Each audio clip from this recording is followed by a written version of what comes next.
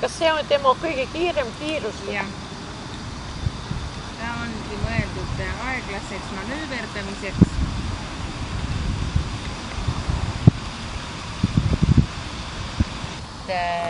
Rattaste haakumine peab lahendatud olema teisiti kui meil maa peal. Ehk siis väga oluline on ka see muster.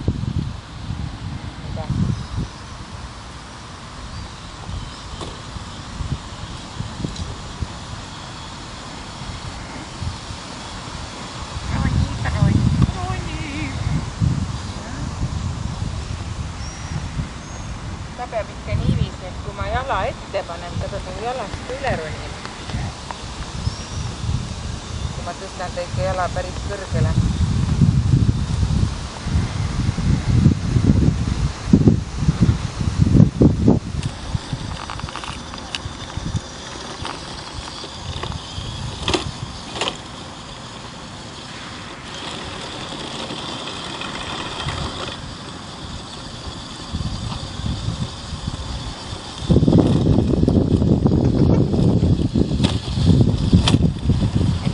Tubli poiss.